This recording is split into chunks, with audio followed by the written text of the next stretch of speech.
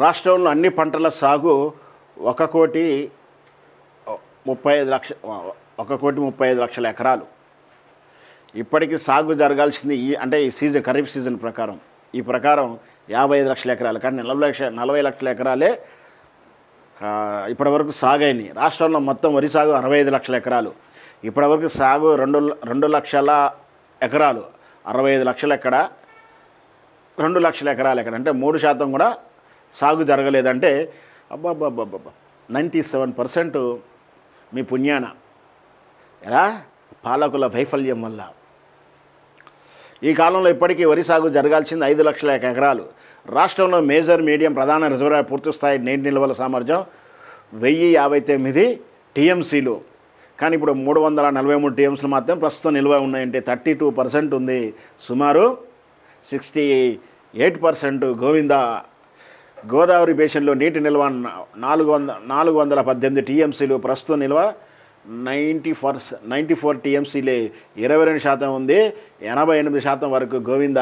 కాళేశ్వరం నింపగలిగే జలాశయ నీటి సామర్థ్యం 244 టీఎంసీలు, ప్రస్తుతం 63 మాత్రమే సముద్రం వృధాగా పోతుంది. 181 టీఎంసీలు, 74% దుర్వినియోగం అవుతుంది. పాలకులారా, తెలంగాణ ప్రయోజనాలను తాకట్టు పెట్టకండి.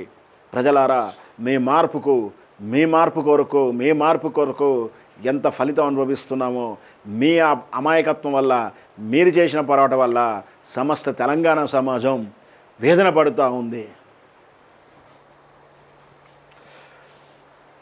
ఆనాడు బారాజు లేకున్నా దేవాదుల ఎత్తిపోతల నాడు బారాజు కట్టకుండానే గోదావరి పక్కన గొయ్యి తవ్వి అందులో నీళ్లు నింపి దానికి దేవాదుల పేరు పెట్టి నీటిని ఎత్తిపోసిండ్రు. అంటే అవసరం అలాంటిది. అంటే మనం ఇల్లు కట్టుకోవాలనుకుంటే, ఇల్లు కట్టుకోలేనప్పుడు ఏం చేస్తాం? చిన్నపాటి గుడిసె వేసుకుని పక్కనే కట్టేసుకొని ఉండేసి కన్స్ట్రక్షన్ చేసుకుని ఇంట్లో వెళ్ళిపోయిన తర్వాత ఆ కుటీరాన్ని మనం ఇస్తే వాచ్మెన్కి ఇస్తాం, లేకపోతే ఇంకో రకంగా వాడతాం. అట్లా అవసరం ముఖ్యం మనకు.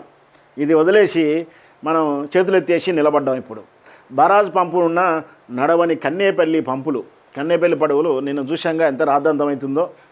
ఇది కథ. వానాకాలం మొదలై 35 రోజులు గడిచినాయి. ఎక్కడా వాన జాడలేదు. రిజర్వాయర్లన్నీ వెలవెలపోతున్నాయి. రైతు నార్లు వేసుకుంటున్నా తరుణంలో సాగునీరు ఇవ్వాల్సిన కాంగ్రెస్ ప్రభుత్వం చోద్యం చూస్తుంది. కాళేశ్వరం ప్రాజెక్టు భాగమైన మేడిగడ్డ వద్ద గోదావరిలో ఇప్పటికీ 70,000 క్యూసెక్ల ప్రవాహం కొనసాగుతుంది. కన్నెపల్లి పంప్ హౌస్ నుంచి ఎత్తిపోసుకునే అవకాశం ఉన్న నీటిని వృధాగా సముద్రం వదిలిపెడతా ఉంది. వేడిగడ్డకు మరమ్మతులు చేయిస్తే రైతులకు నీళ్ళు ఇవ్వాల్సి వస్తుందని, నీళ్ళు ఇస్తే యూరియా సరఫరా చేయాల్సి వస్తుంది. యూరియాతో పాటు కరెంట్ ఇవ్వాల్సి వస్తుంది. పండిన పంటను కొనాల్సి వస్తుంది. పంట కొనుగోలు చేస్తే మద్దతు ధర ఇవ్వాల్సి వస్తుంది. మద్దతుతో పాటు బోనస్ ఇవ్వాల్సి వస్తుంది. ఇవన్నీ చేసే బదులు అసలు మేడిగడ్డ రిపేర్ చేయకపోతే బడే బాస్ వాళ్ళ ఆత్మీయ గురువు షబాస్ అంటాడు. ఇచ్చిన టాస్క్ పూర్తి చేశామని చాలా చక్కగా చెప్పుకొస్తాడు. కాబట్టి బాస్ కనుసన్నల్లో పనిచేస్తున్నాడు అనే అనుమానాలు ఉన్నాయి మాకు. రాజకీయ కక్షతను కాళేశ్వరం ఎత్తిపోతల నిలుపుదల అన్నారం, సుందిల్లా బరాజులు ఇప్పటికే సిపిజే నివారణ, కనీసం నీటి మట్ట నిర్వహణలో ఉన్న నీళ్లు ఎత్తిపోయవచ్చు. మేలిగడ్డలోనూ నిల్వ చేయకుండానే లిఫ్ట్ చేసే అవకాశం అయినా నిర్లక్ష్యం ప్రదర్శిస్తున్న కాంగ్రెస్ ప్రభుత్వం రైతులు ప్రజల దృష్టి మళ్లించేందుకే కుంటి సాకులు. ఇప్పటికే దిగువకు తరలిపోయేందుకు టీఎంసీల జలాలు, బాబుకు మేలు చేసేందుకే రేవంత్ కుట్రలు, జగదీశ్వర్ రెడ్డి వ్యాఖ్యలు, కాళేశ్వరం బేషజాలు పోవద్దు ఈటల రాజేంద్ర. చివరికి ఈటల రాజేంద్ర గారు కూడా కన్నేపల్లి ఎత్తిపోయాల్సిందే, మీరు రాజకీయాలు చెయ్యొద్దు అని చెప్పేసి స్పష్టంగా చెప్తున్నాడు ఈటల రాజేంద్ర గారు. ఈ విషయంలో మాత్రం బీఆర్ఎస్ పార్టీలో టీఆర్ఎస్లో ఉన్నప్పుడు ఇంకా రాజకీయ చర్చ గురించి మాట్లాడకపోవటమే ఉచితంగా ఉంటుంది. అక్కడ ఆయన కొంచెం స్లిప్ అయ్యాడని చెప్పాలి, కొంత తడబడ్డాడని చెప్పాలి, కొంత తప్పు పని చేశాడని, కొత్తగా పెద్ద తప్పు పనులు చేశాడని చూసాం. సార్ కన్నా ఈసారి ఎక్కువ ఆత్మగౌరవం ఇగో అని చెప్పుకున్నాడు. అంతకన్నా ఇప్పుడు ఘోరమైనటువంటి ఆత్మగౌరవం చంపుకొని ఈటల రాజేంద్ర గారు పలానా పార్టీలో ఉంటున్న విషయం అందరికీ తెలిసిందే. కానీ ఒకటి మాత్రం ఆయనలో అంతర్మదనం మొదలైనట్టుంది. మనకు స్పష్టంగా అర్థమవుతా ఉంది రోజు రోజుకు. సరే, ఇప్పుడు మనం కూడా ఇంట్లో అన్నదమ్ములమో తల్లిదండ్రులమో లేదా భార్యతోటి ఎవరితో అయినా గొడవ పెట్టుకున్నప్పుడు బస్తీ మీద సవాలని విడాకుల దాకా విడిపోయేదాకా ఉంటాం. కానీ ఆ తర్వాత వాళ్ళ విలువలు, వాళ్ళ వ్యక్తి లేనప్పుడు వాళ్ళు వారి త్యాగాలు కానీ, వాళ్ళ గొప్పతనం కానీ, వాళ్ళ ఔన్నత్యం కానీ గుర్తు చేసుకుని చాలా బాధపడతాం. అరే చిన్న ఒక్కరోజు ఆ చిన్న సంఘటన వల్ల, ఆ ఒక్కరోజు సంఘటన వల్ల మనం తెగిన దాకా లాక్కున్నాం. నేనన్నా ఒక 2 అడుగులు వెనక్కి వేయాల్సి ఉండే, లేదా వాళ్ళని వేయాల్సి ఉండే. మనం మంచి బంధాన్ని కోల్పోయాం, మంచి స్థానాన్ని కోల్పోయామని చాలాసార్లు చాలామంది అనుకుంటారు. నా నిజ జీవితంలో చాలామంది చూసాం. యాజ్ ఏ కౌన్సిలింగ్ ఇచ్చేటప్పుడు కానీ నేను చాలా స్టోరీలు చాలా విషయాలు చేశాను కాబట్టి, ప్రోగ్రామ్స్ చేశాను కాబట్టి, ముఖ్యంగా డొమెస్టిక్ యాక్ట్లో చాలా ఎక్స్పీరియన్సెస్ ఉన్నాయి మనకు, నాకైతే ఉన్నాయి. అంటే ఆ ఒక్క సంఘటనతోటి తెగిందాక లాక్కుంటారు, వాళ్ళ కాపురాల్లో చిచ్చు పెట్టుకుంటారు. ఆ తర్వాత విడాకులు తీసుకుని రోడ్డు మీదకి వస్తారు. రోడ్డు మీదకి వచ్చిన తర్వాత బయటకు వచ్చిన తర్వాత అంతకన్నా కుక్కలు చింపిన ఇస్తారు బతికైపోతుంది సగటు వ్యక్తులకు. సో అదంతా మళ్ళీ డిబేట్ వేరే అవుతుంది. సో అట్లా ఈటల రాజేంద్ర బతుకు కూడా అలాగే అయిందేమని నాకైతే అనిపిస్తుంది. సరే, అది నా పర్సనల్ ఒపీనియన్.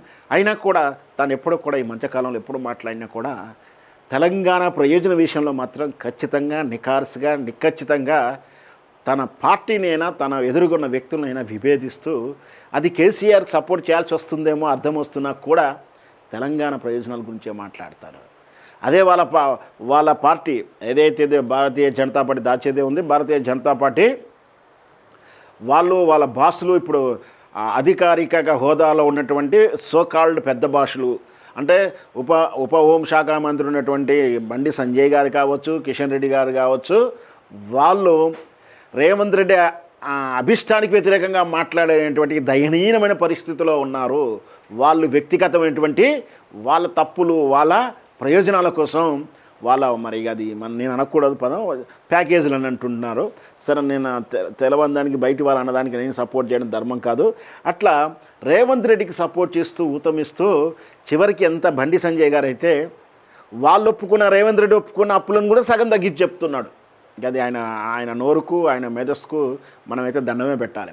ఈటల రాజేందర్ గారు మాత్రం వాళ్ళ స్టాండ్కి వ్యతిరేకంగా, అంటే పార్టీ స్టాండ్కి వ్యతిరేకంగా, వ్యక్తిగతంగా వాళ్ళు చేసేటువంటి దిగజారు రాజకీయంగా ఇష్టపడక స్పష్టంగా తెలంగాణ ప్రయోజనాల విషయంలో వస్తే తెలంగాణ వైపే మాట్లాడుతున్నాడు.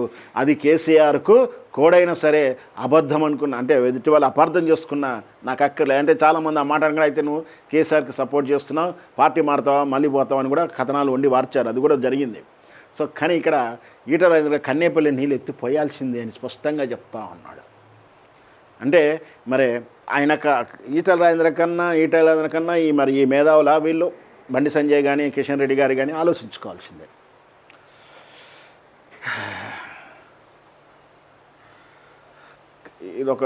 ఇదొక గమ్మత్తైన వార్త ఉంది. కార్మిక నేత మనవడికి కేసీఆర్ పేరు. మేడ్చల్ మల్కాజ్గిరి జిల్లా మల్లాపూర్ సోమవారం నిర్వహించిన హమాలీ యూనియన్ 18వ ఆవిర్భావ దినోత్సవ మహాసభలో తన మనవడికి కేసీఆర్ పేరు పెట్టానని కేటీఆర్కి చెప్తూ మురిసిపోతున్న హమాలీ నేత శ్రీనివాస్ అదే ఉద్యమ రోజు ఎక్కడో పుట్టాడట. ఆ రోజు పుట్టినందుకు కేసీఆర్ని పెట్టుకున్నాడట. సార్ గర్వంగా హ్యాపీనెస్. మరి మూసి పిల్లల పేరు పెట్టుకుంటామని చెప్పి తాను మాత్రం మూసి పేరు పెట్టుకోడు కూడా, ఇతరులు మాత్రం పెట్టుకోమంటాడు. ఇక్కడ చూడండి. ఈత కొడుతూ కాలక్షేపం చేస్తున్న పర్యాటక శాఖ మంత్రి జూపల్లి. టూరిజంపై మంత్రి జూపల్లి లేకుండానే సోమవారం అధికారులతో సమావేశం నిర్వహిస్తున్న ముఖ్యమంత్రి రేవంత్ రెడ్డి. మరి నాకైతే ఈ నమస్తే తెలంగాణ వార్తా విశ్లేషణ మాత్రమే చేస్తున్నాను నేను. జూపల్లి గారిది నిన్న ఇక్కడ మీటింగ్ అవుతున్న సమయంలో ఈత కొడుతున్నాడా, పాత తాలూకా ఫైల్ ఫోటోనా నాకైతే తెలియదు. మొత్తం మీద అయితే ఇక్కడ లేకపోవడం అయితే ఇదైతే మనకు అర్థమవుతూ ఉంది. జూపల్లి స్విమ్మింగ్, టూరిజంపై సీఎం మీటింగు, ఆ శాఖ మంత్రి లేకుండానే సమీక్ష సమావేశం. ఇటీవల అప్పులపై సవాలు విసిరిన జూపల్లి అవి బెడిసికొట్టడంతో సర్కారు బదన, నోటి దురిసే ప్రభుత్వాన్ని ఇబ్బందులోకి నెట్టిందన్న ఆగ్రహంతో సీఎం. అందుకే మంత్రిని పక్కబెట్టారని అయ్యో పాపం, ఎంత పనయా జూపల్లి కృష్ణారావు గారు,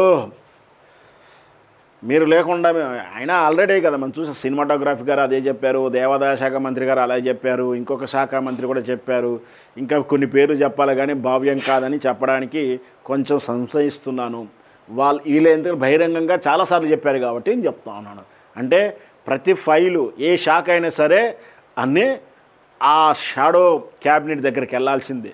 వెళ్ళి అక్కడ క్లియరెన్స్ వచ్చిన తర్వాతనే పనులు అవుతాయి.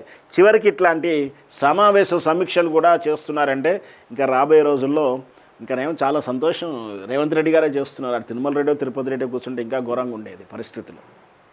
అచ్చరపనక్కర్లేదు, ఉంటారు, ఏమో సలహాదారుడు చేస్తే తప్పే ఉందంటారు. కాంగ్రెస్ సెల్ఫ్ గోల్పై అంతర్మదనం. సీఎం వ్యూహం లేదు, మంత్రుల మధ్య సమన్వయం లేదు, మంత్రులు ఓపెన్ డిబేట్కు ఉత్సాహంపై ఢిల్లీ అధిష్టానం సీరియస్. బీఆర్ఎస్ విసిరిన ట్రాప్లో మంత్రులు చిక్కుకున్నారనే ఆందోళన. రంగంలోకి కాంగ్రెస్ సంస్థాగత ప్రధాన కార్యదర్శి కేసీ వేణుగోపాల్, మీనాక్షి నటరాజన్ ఢిల్లీకి లేక టీపీసీసీ నివేదికలు కోరిన ఏఐసీసీ. వేస్ట్ ఇవన్నీ, ఏం ప్రయోజనం? ఎన్ని రిపోర్ట్ తయారు చేసినా ఏం చేసినా మళ్ళీ తీరా వడ్డించేటప్పుడు ప్యాకేజీలు బ్రీఫ్ కేసులో వెళ్తే జరగాల్సిన కార్యక్రమాలు అనుకూలంగా జరిగిపోతాయి. ఎన్ని రిపోర్ట్లు ఏం చేస్తుంది ఏం, ఇవన్నీ కూడా తూతూ మంత్రకాయలే. వాళ్ళ పప్పులే ఉడకో. మళ్ళీ గట్టిగా లెటర్ రాస్తే మళ్ళీ రాజ్యసభ సీటుకో ఇంకో సీటుకో ఇంకా అసలు ఏ సీటుకి అసలు వస్తుంది. వాళ్ళకు రాసినా కూడా వాళ్ళకు ప్రయోజనం లేదు. ఎందుకంటే అక్కడికి ఎవరైతే రిసీవ్ చేసుకుంటున్నారో వాళ్ళు కరెక్ట్ ఉండాలి కదా. వాళ్ళు బలహీనలు, వాళ్ళు అవసరాలకు బలహీనంగా ఉండి ఒకరి మీద ఆరాడపరిచిన దయనీయ పరిస్థితిలో ఉన్నారు. కాబట్టి నువ్వు ఎంత తప్పు చేసినా ఏం చేసినా నీ మీద అత్యాచార నేరాపాలు ఉన్నా వాళ్ళకి అక్కర్లేదు. వాళ్ళకి కావాల్సిందే హ్యాపీగా ప్యాకేజీలు కావాలి, వాళ్ళకు బ్రీఫ్ కేసులు కావాలి. వాళ్ళకు ఏం జరగాలో వాళ్ళకి తెలుసు. కాబట్టి వాళ్ళ ఎన్ని రిపోర్ట్స్ వెళ్ళినా ఏం కాదు, మనం ఏం బాధపడాల్సిన అవసరం లేదు. సర్కార్ భూమికి సమర్పయామి. ఇది రోజు వస్తుంది. రకరకాల హైదరాబాదు, రంగారెడ్డి, నల్లగొండ, మేడ్చెల్లు, సంగారెడ్డి, మహేశ్వరము ఈ ప్రాంతాలలో రోజు ఒక భూమి కుంభకోణం గురించి సోషల్ మీడియాలోనో ఈ పత్రికలో ఆ పత్రికలో రోజు ఒకటి వస్తూనే ఉంది. పుంకాలుగా వస్తుంది. మనం గతంలో స్పష్టంగా చెప్తున్నాను, కేవలం ఫ్యామిలీ దోపిడీ అనుకున్నాం. ఇప్పుడు మాత్రం ఫ్యామిలీ జంబో ప్యాక్ దోపిడీ జరుగుతూ ఉంది. ఇక భగవంతుడే కాపాడాలి మనల్ని.